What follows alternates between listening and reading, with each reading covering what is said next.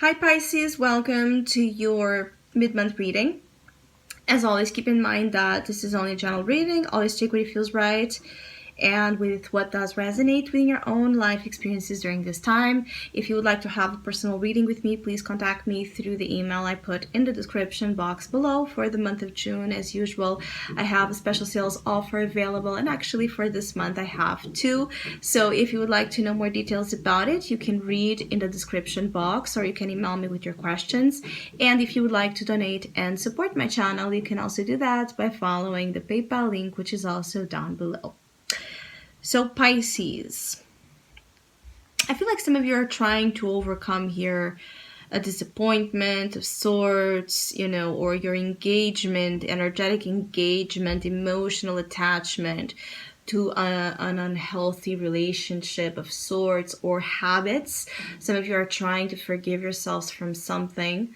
And I feel like for some it's habits, bad habits, addictions, you're fighting, you're battling. For others, it's forgiving your past, forgiving a trajectory of sorts, a direction that you've took in life that you're now regretting for some reason, or it's like there's a lot of negative appreciations here, negative perceptions about what surrounds you. And also I keep getting like from where you have come from. For some Pisces, there's a little bit of a victim mentality here that is affecting the positive transmutation of this energy, or to more positivity to come into your life. So don't feed the devil, don't feed negativity, because you only bring more negativity to you. Don't feed your already negative, stressful, difficult thoughts, because this is how it gets powerful. It's not because it's real, but it's because you're giving energy to something, and so it grows to be stronger. Imagine if you do the opposite, right? And yes, it's difficult, it's hard when we're hurting, when we're aching, but it's a process that I feel some of you are being pushed to learn, to give more loving, kind energy to yourself, to your heart.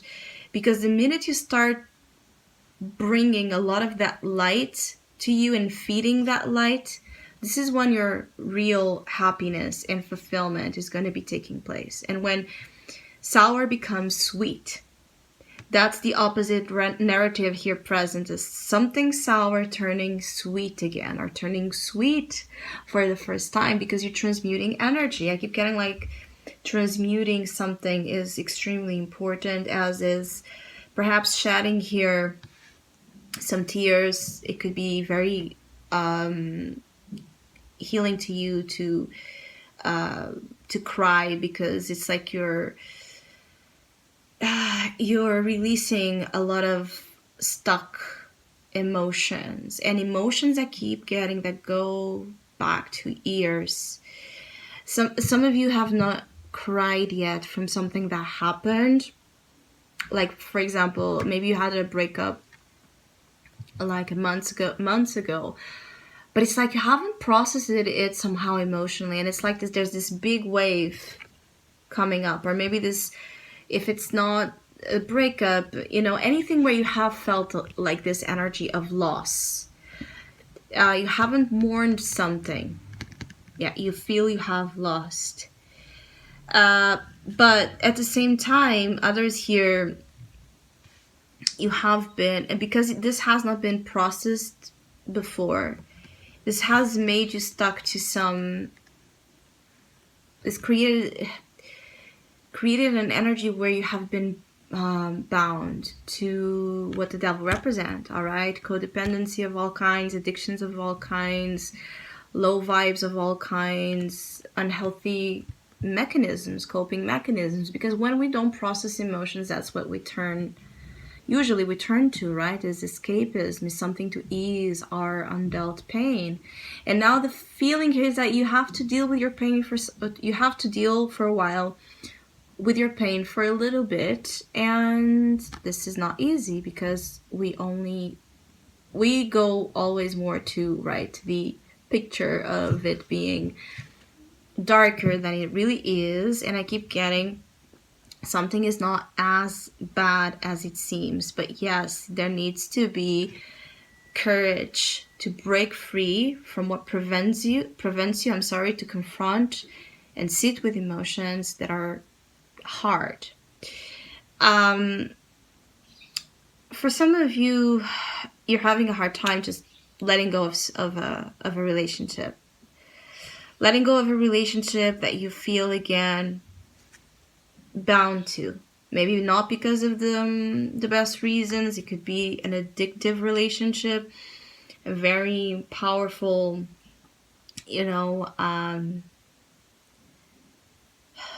attraction here is present, and a powerful attachment and an obsession of sorts, but it's something that controls you too much, and it ends up robbing you of energy, of happiness, because you're becoming, there's something that where you have become a little bit like a slave of a desire, a slave of a fear.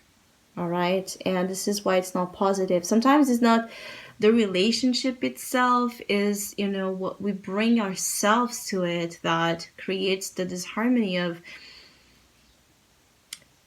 that creates then the toxicity. It's the things that we have and that the other person has, that create this dynamic, but it's not necessarily because the other person is bad. Sometimes it's the case, but I'm picking like for some of you Pisces, and this is why for some it might be very hard to do this. It's because, or to break free from this obsessive kind of quality of love, this addictive passion here. I feel like this is hard because for some of you Pisces, you know that you mean well and that the other person means well, and that there's an actual, bond here that could be very fulfilling, but there's something preventing this positive manifestation from happening. And for some of you, it's both of your very negative traits, undealt emotions, addictions, habits that drive you apart right now, because it's not a connection that as of now is able to nurture you. But as I said, with the 5 of Cups, the 2 Cups are still behind you. Not all is lost. What is being spilled here is, again, emotions that need to be spilled, tears that must be cried out. And even for some of you, maybe there's a lot of things you need to say, and maybe you're afraid to say because you're afraid that they're going to be taken the wrong way, or that that what you have to say is a little bit dark or heavy, and you're afraid how the other person that this refers to is going to react. I feel like something here is very mutual. If this is about love, very mutual in terms of attraction, but also in terms of challenges within where both stand in terms of your journey in life. And so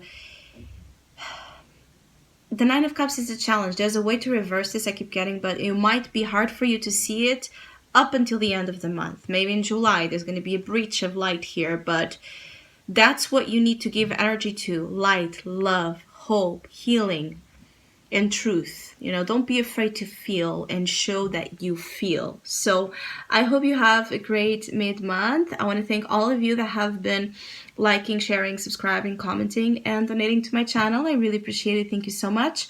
Hopefully we'll see each other soon.